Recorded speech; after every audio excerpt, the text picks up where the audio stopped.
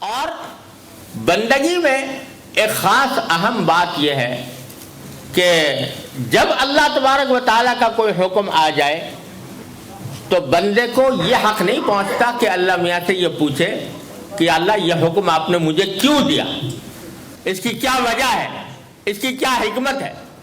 یہ بات پوچھنے کا حق نہیں رکھتا کوئی شخص.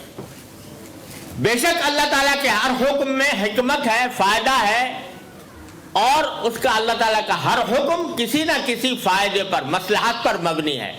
لیکن کسی شخص کا یہ کہنا کہ مجھے پہلے حکمت بتاؤ اور مصلحت بتاؤ، اگر یہ مصلحت میری سمجھ میں آئے گی تو میں حکم پر عمل کروں گا، نہیں سمجھ میں آئے گی تو نہیں کروں گا، تو یہ بندگی نہیں ہے.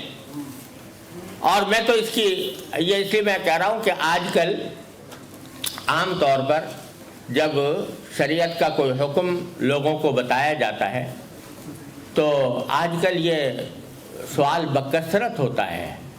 لوگ پوچھتے ہیں کہ اس حکم کے پیچھے لاجک کیا ہے، اس کے پیچھے لاجک بتاؤ کیا ہے.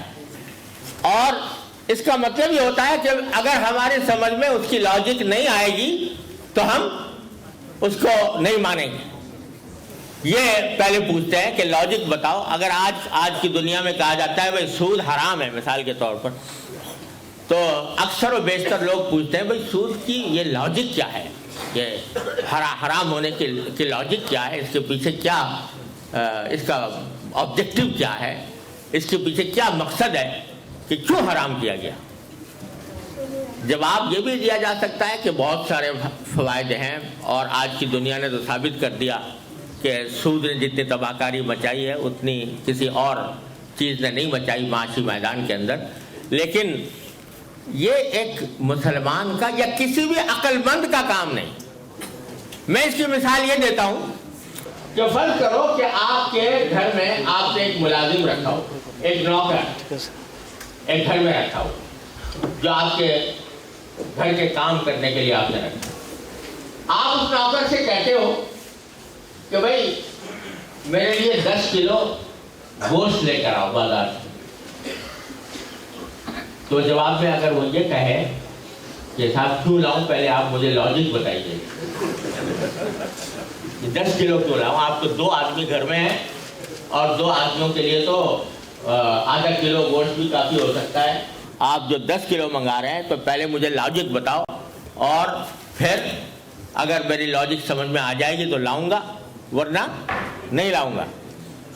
اگر کوئی نوکر، آپ کا نوکر آپ سے یہ بڑے سوال کرے، آپ کیا کرو گے؟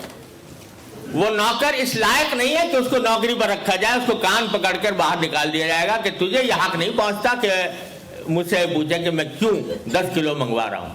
میں جانوں، میرا کام جانے. تمہیں یہ حق نہیں پہنچتا کہ تم مجھ سے یہ پوچھو کہ میں نے یہ حکم کیوں دیا. آپ اپنے نوکر سے یہ بات برداشت نہیں کرتے، کوئی بھی نہیں کرتا. اس کو آپ فائر کر دیتے ہو اس وجہ سے کہ یہ آدمی اس لائق نہیں ہے کہ اس کو نوکر رکھا جائے.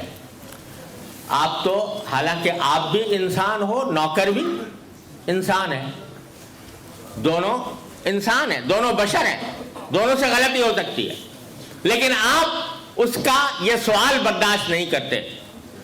لیکن اللہ تبارک و تعالیٰ اگر آپ سے یہ کہیں کہ فلاں کام کرو یا فلاں کام نہ کرو، تو آپ اگر جواب میں یہ کہو کہ جی پہلے لمحہ مجھے بتائیے لاجک کیا ہے اس کے پیچھے، اور اس کے پیچھے کیا مصلحت اور کیا حکمت ہے، جب تک کہ میں یہ نہیں سمجھوں گا اس وقت تک میں عمل نہیں کروں گا. تو بتاؤ یہ بندگی ہوئی یا سرکشی ہوئی؟ یہ سرکشی ہے کہ آدمی انسان یہ کہے کہ میں تو پہلے لاجک سمجھوں گا پھر بات